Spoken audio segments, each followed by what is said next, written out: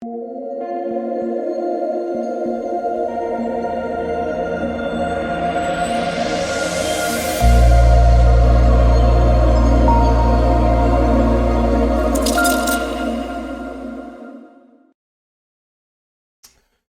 we go from a 4-game slate, sadly, to a showdown slate, but still big money up top, 100K to first, still money to be made. So in this video, we'll be breaking out the showdown slate between Boston and the Atlanta Hawks. Welcome, guys. My name is DK. I cover content for Draftkings and for Prize Picks. Prize Picks, they are the sponsor. If you're not on Prize Picks, you can use the code DKDFS for a 100% match up to $100. I'll have a link down below.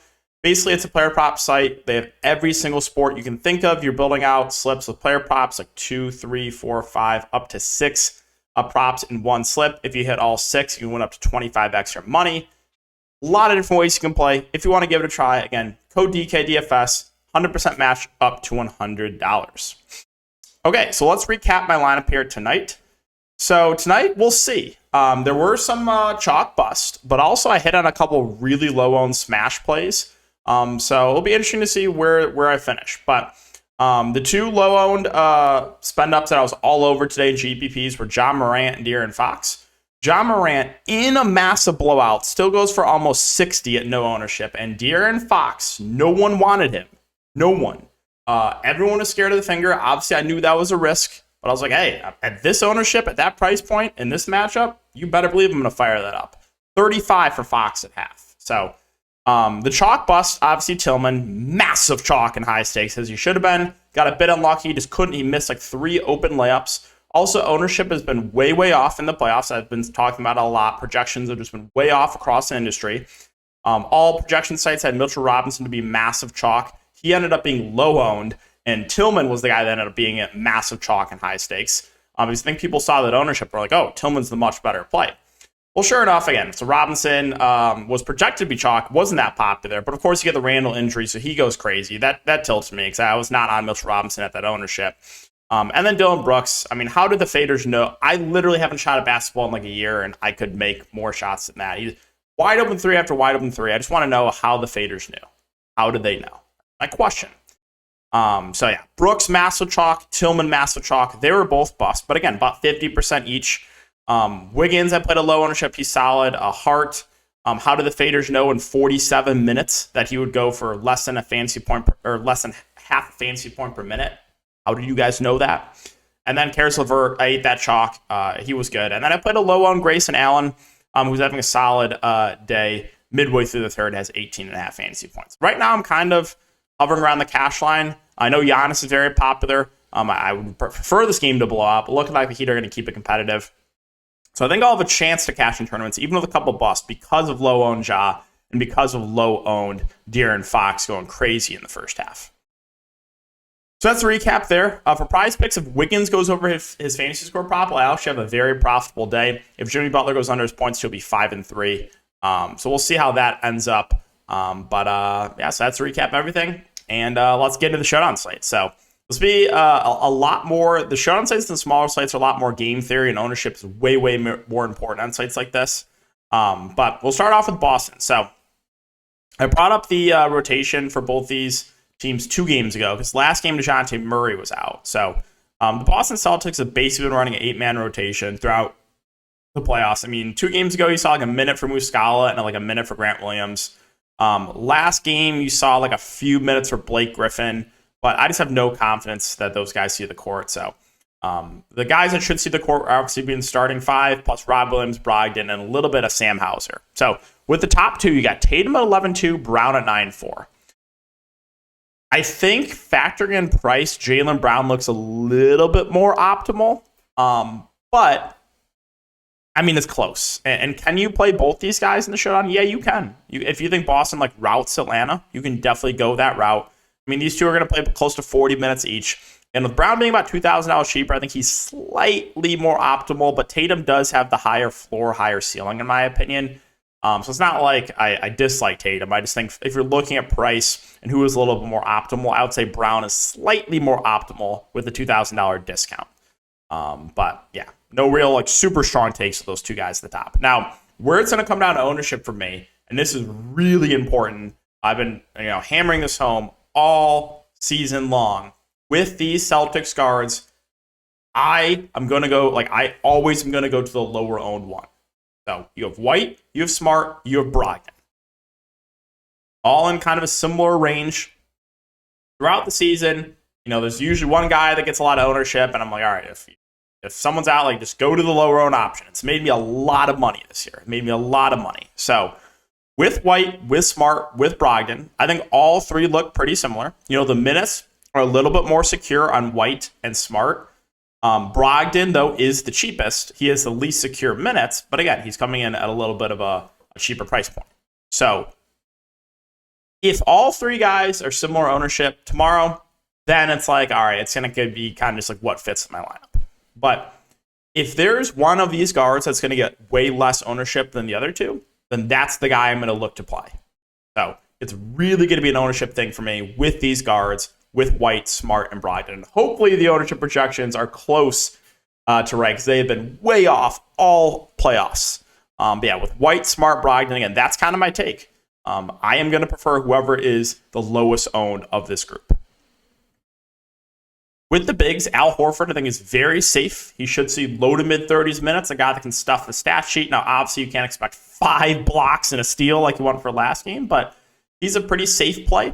Whereas, the guards, it's a little bit tougher to figure out who it's going to be that has the big game on a night-to-night basis. But these guards have the higher ceiling than Horford. I think Horford's a little safer. And then Rob Williams' minutes have ticked up a bit last couple games, 29 and 27 minutes. If he's going to continue to play those type of minutes, then I like Rob Williams. But if you get the game where he plays 19 minutes or low 20s, then not so much. So his minutes have fluctuated a little bit, but they have ticked up of late. And then Sam Hauser is the only other guy I'm confident will see rotation minutes. He'll probably see low teens. I don't think it's worth it. So yeah, that's it. You might see a minute out of one of these guys. Maybe Grant Williams plays a minute or Blake Griffin plays a minute, but probably not for me. I'll talk about a strategy at the very end. We've been talking about this in my Showdown videos on Patreon, but I'll bring it up at the end how, possibly taking a 0 on a slate like this could be in play. So let's move on to Atlanta. Atlanta got Trae Young at 10-8. DeJounte Murray's back at 8-6. Must-win game for Atlanta. Trae Young played the entire second half last game, 44 minutes. I think he's going to play around 40 minutes. And he's really been turning it on of late. So I like Trae a good amount at the top. I think DeJounte Murray is close. It's similar to Tatum and Brown, where I think Murray is slightly the more optimal play, but I like the ceiling more of Trae Young. And Murray, 8-6. He's been playing around 40 minutes. He's a guy, again, that can stuff the stat sheet. So both the Atlanta guards look good. I think the ceiling obviously is higher on Trae, though. And I think both guards will play around 40 minutes. Now, in the mid-range, you have DeAndre Hunter at 6'6". Feels a little bit pricey, but also he's playing huge minutes. And he's been up and down. If you just look at the 4 or the 5 games so far, 18, then 38, then 14, then 43, then 19. So it's what DeAndre Hunter game we're going to get. If he shoots really well, we have seen that ceiling from him. So not saying he's out of play. I just think he's more of a contrarian option for me at that price point. Bogdanovich, with both guards healthy, should lose minutes. But if they're playing from behind, he could see a little bit more run. I think a fair projection for his minutes is low to mid 20s, which makes him a reasonable option. So no real super strong takes on him. Now the bigs, Capella and Okongwu. So my take in the stream last slate was I just did not want to play chalk Capella. Capella was chalk. I said don't play chalk Capella. He was a massive bust. I mentioned that all right, since Capella's going to be chalk, you want to leverage your large field tournaments, just go to an unowned Okongwu, who sure most of the time Capella's going to close, but there are games where Okongwu closes. And number one, if Chalk Capella fails, that's good for you. And number two, if you get low-owned Okongwu seeing extended minutes, that's a great way to leverage it, right? And that happened. That literally happened last slate of Okongwu closed and had a really solid game for his price point, and massive Chalk Capella was a huge bust. Now you got 5-2 for Capella and 4-6 for Okongwu. I'll basically say the same thing. Unless so if there's similar ownership, then I'm going to prefer Capella. But if Capella's going to be way, way, way more popular than Okongwu, then it's that same argument I made last slate where it's all right, then you can start, making that argument to go to Okongwu over Capella in tournaments.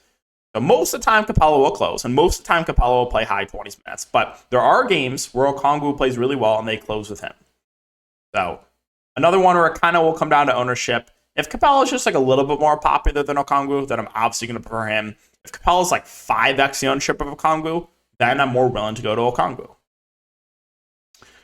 And that's why I said the game theory, it's really, really important in slates like this, the small slates, especially showdown slates. John Collins, I mean, he finally had a decent shooting game, went for 29 fantasy points.